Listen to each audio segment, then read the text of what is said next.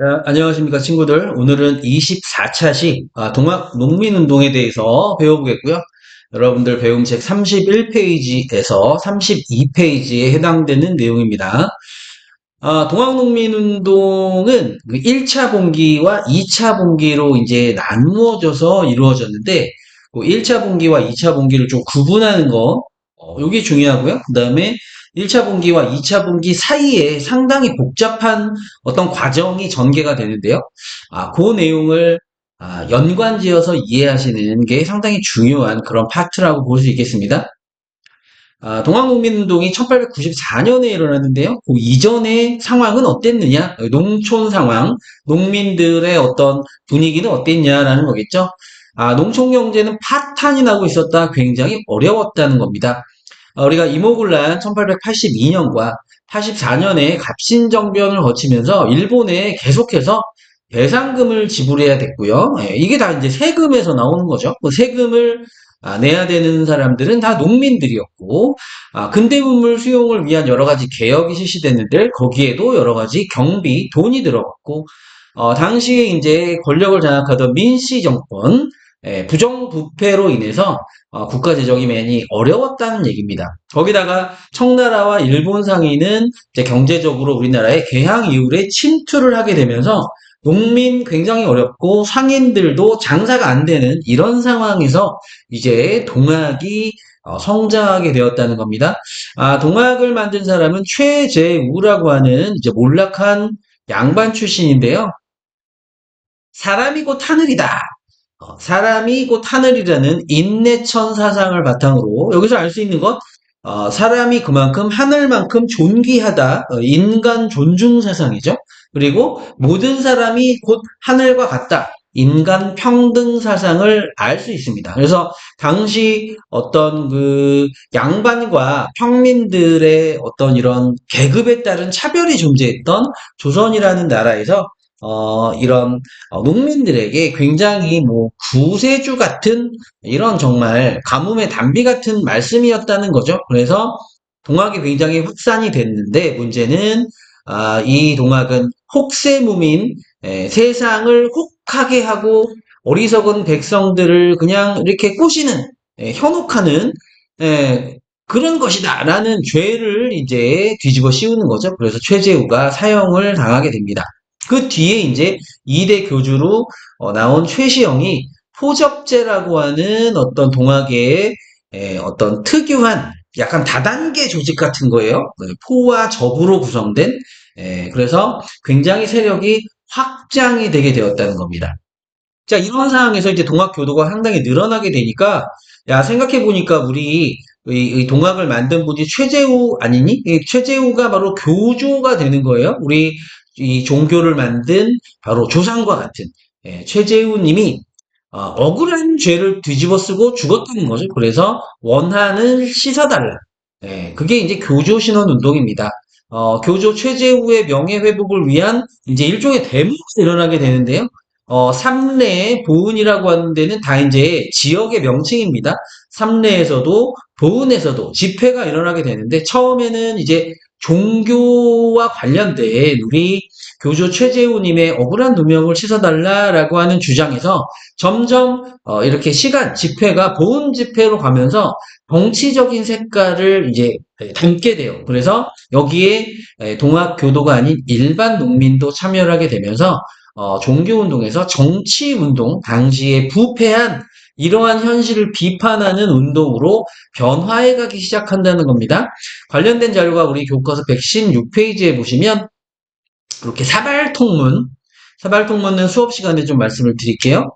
요런 어떤 교조신원운동 관련된 이제 정치운동으로 변화하는 이런 내용들이 나옵니다. 한번 읽어보시고 이제 오늘의 본 메뉴, 본론, 동학농민운동의 전개 과정 왼쪽에서 보도록 하겠습니다.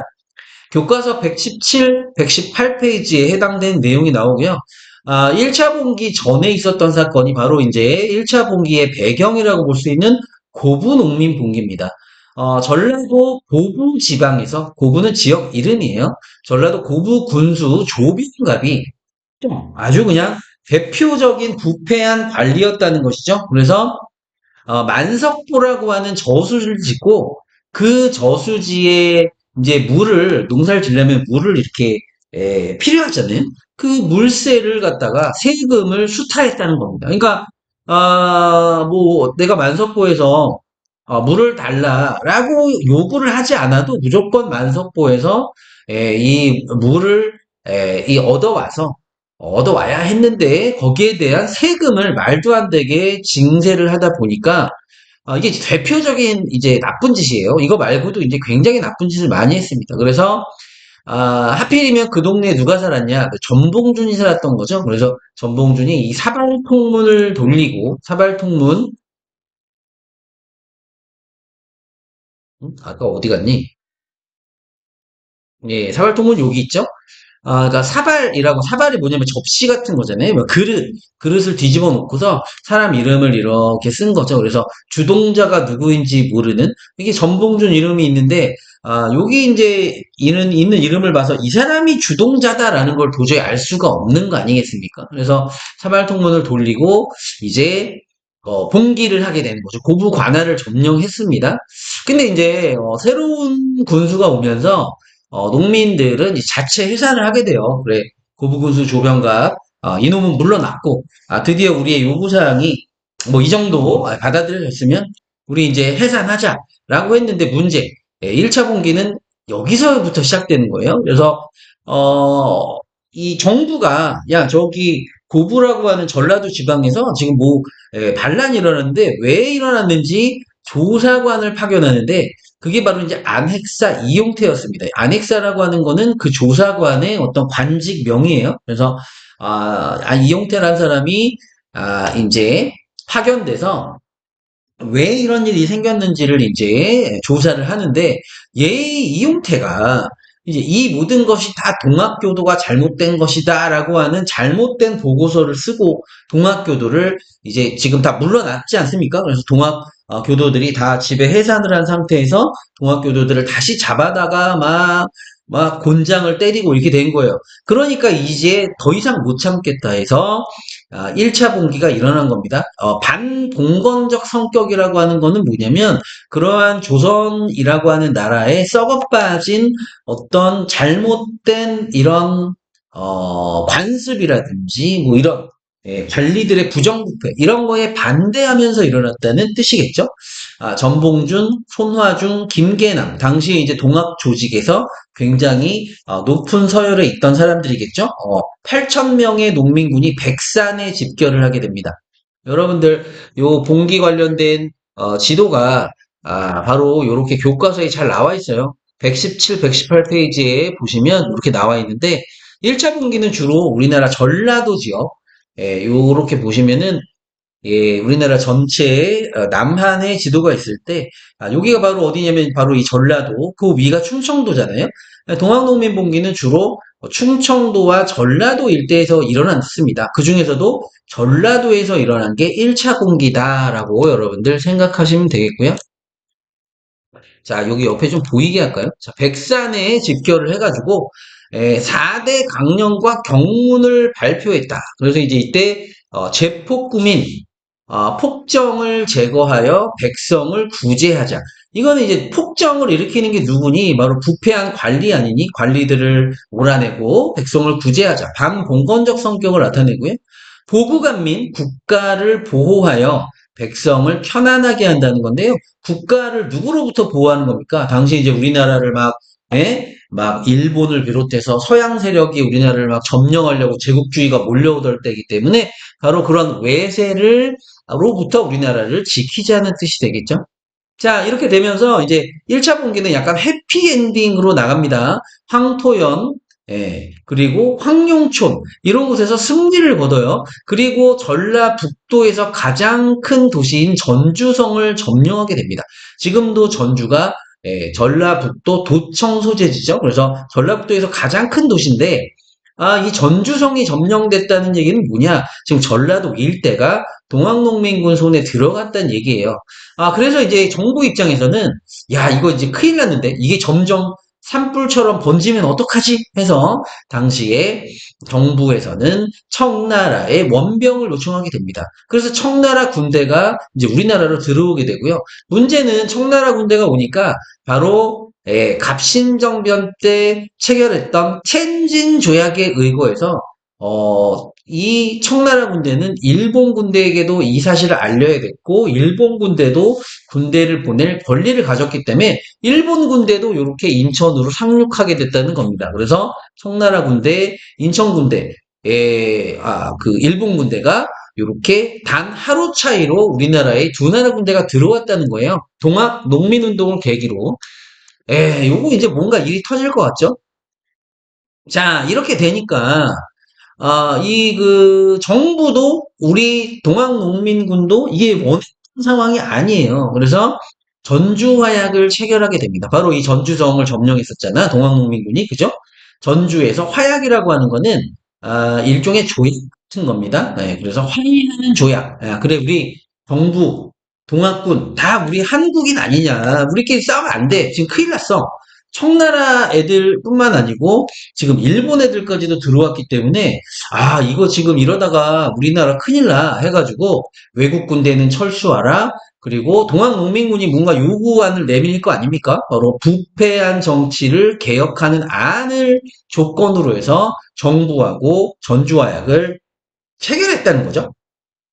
자, 이제 농민군이 점령한 전라도 각지에 여기는 지금 거의 무속 상태입니다. 그래서 이 관청들을 다 동학군이 점령을 했기 때문에 민정기구, 그러니까 백성들이 스스로 통치하는 그런 기구인 집강소가 여기 설치돼서 어떤 개혁들을 막 했다는 거예요. 자, 어떤 패정개혁안을 주장했는지는 패정개혁안 여기 있습니다. 자, 정부와의 원한을 싣고 모든 정사에 협력한다. 자, 큰일 났죠. 왜냐면 일본 청나라 군대가 상륙했기 때문에 빨리 얘네들을 돌려보내기 위해서는 정부랑 협력해야 된다. 자, 노비문서. 자, 이제 이런 신분제 없애라라고 주장했고요. 천인 차별을 개선하라. 백정에 쓰는 이런 갓을 없애라. 이 같은 말입니다. 자, 젊어서 과부가 된 여성의 개가라고 하는 거는 재혼을 얘기하는 거예요. 이걸 허용하라. 그리고 일본을 우리나라 엄청 싫어했습니다. 왜냐면 강화도 조약으로 우리나라를 개항시켜서 이렇게 쌀값이 폭등하게 된 이유를 만든 게 일본이었기 때문에 일본 외와 통하는 자는 엄중히 징벌한다. 토지는 균등하게 나누어 경작하게 하라. 농민들이 땅이 없으니까 우리에게도 땅을 달라. 이런 주장을 했다는 겁니다. 자, 그럼 어떻게 됐느냐? 자, 정부는 이제 이 패정개혁안을 조건으로 농민군과 화친을 했기 때문에 스스로 이런 개혁을 해야 돼요. 그래서 교정청을 설치합니다. 그래서 정부가 자체적으로 개혁을 하려고 하는데 문제는 이때 들어온 일본 군대가 바로 이 교정청을 폐지하면서 우리나라의 내정에 간섭하기 시작해요. 그러면서 경복궁을 점령하게 됩니다. 지금 여기 나오는 건 다 사건의 순서대로 정리된 거예요. 자, 일본이 경복궁을 점령하니까 이제 어떤 얼굴 마담이 필요한 거죠. 누군가를 여기 데리고 와야 되는 거야. 그게 이제 또 은퇴한 흥선대원군이 여기 다시 나오게 됩니다. 흥선대원군은 은퇴를 했다가 고종에게 이 정권을 물러났다가 이모군란 때 이 구식군인들이 흥선대원군을 불러냈고요. 또다시 이때 흥선대원군이 섭정이라고 하는 거는 뭐냐면은 실권은 없는 상태에서 그러니까 뭔가 누군가 어떤 이 정부의 대표격으로 얼굴격으로 어떤 사람이 필요했던 거죠. 그래서 흥선대원군이 나타났다는 겁니다. 실권은 없었어요. 이때는 이제 김흥집이라고 하는 사람이 중심이 된 정부가 구성이 돼서 여기서 여러분들 잘 아시는 갑오개혁이 추진되게 됐다라는 겁니다. 자, 일본이 이 상황에서 청나라를 공격함으로 인해서 청일전쟁이 발발하고 청일전쟁이 우리나라 안에서 일어났을 이 시기에 갑오개혁이 일본의 간섭으로 강요로 시작됐다는 겁니다. 이 내용이 이제 바로 다음 시간에 오른쪽에서 갑오개혁을 다음 차시에 배우게 되고요. 자, 오늘은 이제 요 다음에 어떤 일이 일어났는지 요 동학농민운동에 집중해서 보겠습니다. 자, 1차 갑오개혁이 실시되면서 이제 새로운 군국기무처라고 하는 기구가 설치되고 김홍집이 중심이 되는 내각이 구성이 돼서 이 김홍집이 이제 어떤 개혁을 주도했다는 거예요. 이 김홍집이라고 하는 인물도 굉장히 정말 이 당시에 중요한 인물인데 이 김홍집이라고 하는 인물에 대해서도 수업 시간에 좀 자세히 말씀드리겠습니다. 자, 이렇게 이제 원래는 이제 정부하고 잘 이렇게 합의를 봤잖아요. 그래서 회전개혁안 이렇게 조건으로 해서 농민군이 해산했었는데 지금 문제가 일본군이 막 들어와서 막 우리나라 내정을 간섭하고 경복궁 점령하고 난리 났잖아요. 그래서 농민군이 다시 봉기하게 됩니다. 이게 2차 봉기인데 2차 봉기는 반침략적, 반외세적 성격이 강한 거예요. 그러니까 일본이 우리나라에 뭔가 간섭을 하고 주권을 침해하는 거를 반대하기 위해서 일어났다. 여기서 이제 남접과 북접이 나오는데 우리가 전에 포접제라는 걸 배웠잖아요. 동학의 어떤 조직, 다단계 같은 조직 포접제에서 남접은 남쪽의 조직이고요. 남쪽이 여기서 어디니? 우리나라에 있을 때 충청도와 전라도가 핵심이었는데 동학군에서 남접은 남쪽이 전라도고요. 북쪽이 충청도죠. 그래서 여기서 보시는 북접은 충청도의 동학 조직이라고 보시면 되는데 이 북접을 이끌었던 게 손병이라는 사람. 혹시 기억이 나실까 모르겠는데 손병이는 나중에 1919년 3.1운동이 일어났을 때 민족 대표 33인 중에 한 명이었습니다. 근데 이제 북접은 굉장히 종교 지향적인 성격이 강했고요. 남접은 바로 이제 그 전봉준을 필두로 하는 1차 분기를 이끌었던 조직이죠. 전라도 조직. 굉장히 사회개혁적 성향이 강했던. 근데 이제 1차 분기 때는 남접만 참여를 했었는데 북접은 빠졌어. 왜냐? 북접은 이렇게 생각했던 거예요. 야, 니네 정부랑 이렇게 싸우잖아. 그러면 정부는 우리 동학을 더 싫어하게 돼. 그러면은 결국 우리가 이 동학이라고 하는 종교 활동을 하는데 정부가 우리를 미워하면 당연히 그게 어려워지지.